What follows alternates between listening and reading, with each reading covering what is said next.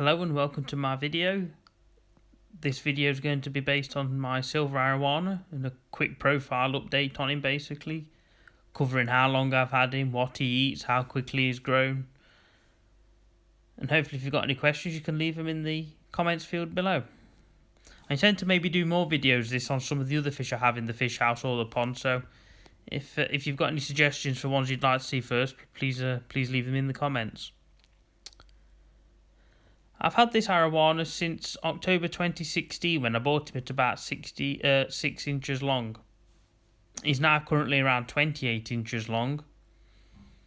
So he's grown roughly 22 inch in 19 months, so it's just over an inch a month. So probably slightly more than I was expecting. I'd say his length hasn't increased that much in the last few months, but he's definitely bulked up and put mass and girth on over the last few months. In the wild, they can max out at around the 4 foot mark, but I'd say in the home aquarium, we're probably going to be more expecting around the 3 foot mark.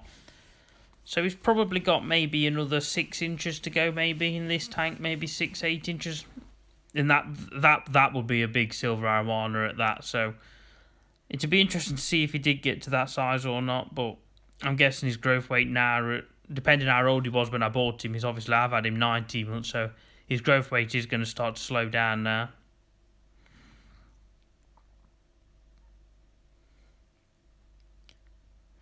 He has been eating the carnivore floating sticks to begin with, but as he got bigger, I found as I was putting the fresh food in for some of the fish at the bottom that I'd only eat fresh food, as he started to eat that, he started to turn his nose up towards the sticks.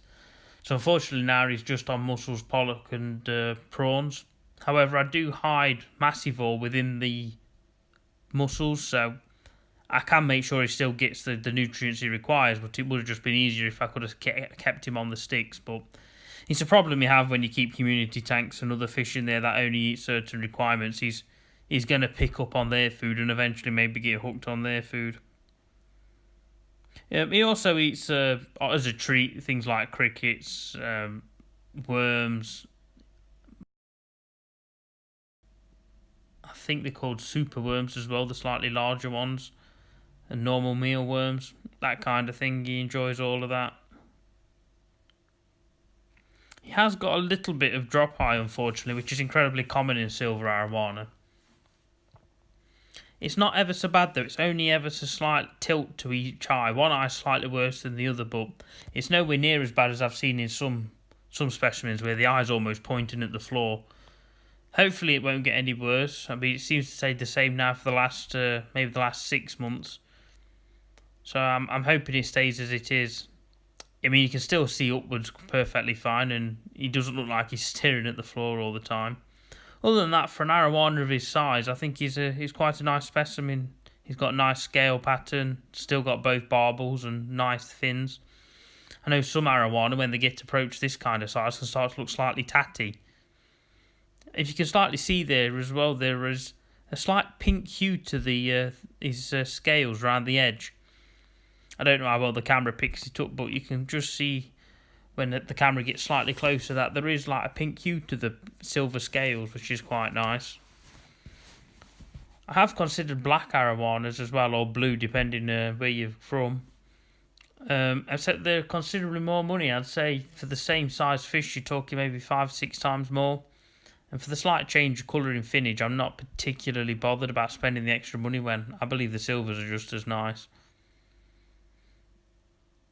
Obviously, I do believe maybe the blacks are slightly more slender in the body makeup, but apart from that, I mean, eventually I would like to keep Asian arowana, which now I've got these aquariums can be a possibility in the future maybe, so it'll be interesting.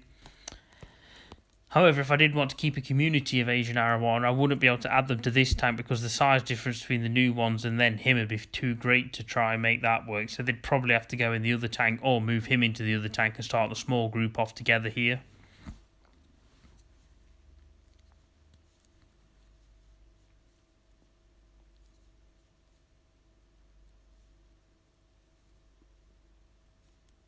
He's a ferocious eater and I only really feed him now It's normally every day, but you can quite happily go every other day. And normally when you get them to this size, you generally feed them every other day.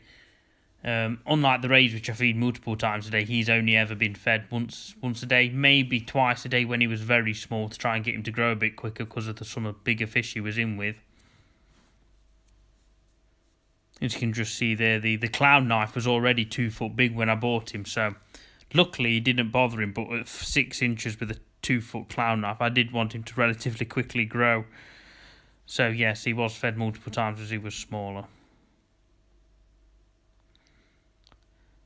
Like I said at the beginning of the video, if there's any more bios on my other fish you'd like to see, or any more information I may have missed here that you're interested in, please let me know and I'll do more videos in the future, or circle back and do another video on this if you believe I've missed anything. Please like and subscribe. Please look at my other videos so you can get an idea of actually what I've done regarding the pond or the fish house. You can see some of the other fish I've got. I actually bought a new catfish today, a Megalodorus, and like a fool in the excitement of buying a new fish, instead of actually recording and take any pictures of it while it was in the bag, I put it, once I released it into the sump, it disappeared with the sump being so deep, far front to back. And it's basically hid in the corner now, so there's no way I can get any pictures of it to show you. So hopefully, maybe in a future video when he comes out a bit more, I can try and get an image of my new fish, but hopefully next time, lesson learned, when I get a new one, try and take some images before I put them in the sump. Obviously, it was only very small, so he's got to grow a bit before I can put him in the main tank, so that's another problem why it's hard to film him. Anyway, I'm going to end it here, so thank you for watching again, and hope to see you next week.